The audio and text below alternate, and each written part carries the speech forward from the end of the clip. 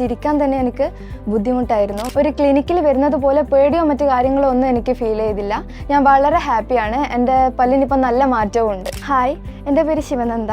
എനിക്ക് പല്ലിന് കുറച്ച് പ്രശ്നങ്ങളുണ്ടായിരുന്നു. ഞാൻ അത് കാരണം ഭയങ്കര ഇൻസെക്യൂർ ആയിരുന്നു. ചിരിക്കാൻ തന്നെ എനിക്ക് ബുദ്ധിമുട്ടായിരുന്നു. അപ്പോൾ ഞാൻ വിചാരിച്ചു എന്നാൽ ട്രീറ്റ്മെൻറ്റിലേക്ക് പോകാമെന്ന്.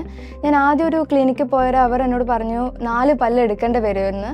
ഞാനതിൽ നല്ല അൺകംഫർട്ടബിൾ ആയിരുന്നു. എനിക്കത് നല്ല പേടിയുള്ള കാര്യം കൂടിയായിരുന്നു. പിന്നെ എൻ്റെ ഫ്രണ്ട്സൊക്കെ പറയുന്നത് കേട്ടിട്ടുണ്ട് ബ്രേസസ് എന്നുള്ള ആ ഒരു ജേണി നല്ല പെയിൻഫുൾ ആണെന്ന്.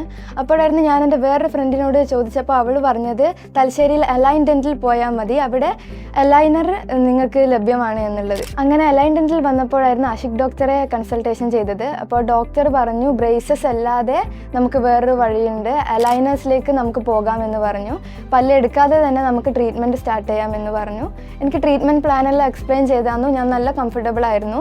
പിന്നെ നമ്മൾ ഓരോ മന്ത്സും വിസിറ്റ് ചെയ്യേണ്ട ആവശ്യം വന്നില്ല. 3-4 മന്ത്സ് ഒരു റിവ്യൂ പോലെ എന്നുള്ളത് മാത്രമായിട്ട് ഞാനിവിടെ വന്നിട്ടുള്ളായിരുന്നു. അതിൻ്റെ സ്റ്റഡീസിനെ ഒന്നും ബാധിച്ചില്ലായിരുന്നു. എൻ്റെ അലൈനർ ജേണി വളരെ സ്മൂത്ത് ആയിരുന്നു. ഡോക്ടേഴ്സ് ആണെങ്കിൽ അതുപോലെ നല്ല ഫ്രണ്ട്ലി ആയിരുന്നു. ഒരു ക്ലിനിക്കിൽ വരുന്നത് പോലെ പേടിയോ മറ്റു കാര്യങ്ങളോ ഒന്നും എനിക്ക് ഫീൽ ചെയ്തില്ല. ഞാൻ വളരെ ഹാപ്പിയാണ്. എൻ്റെ പല്ലിനിപ്പോൾ നല്ല മാറ്റവും ഉണ്ട്.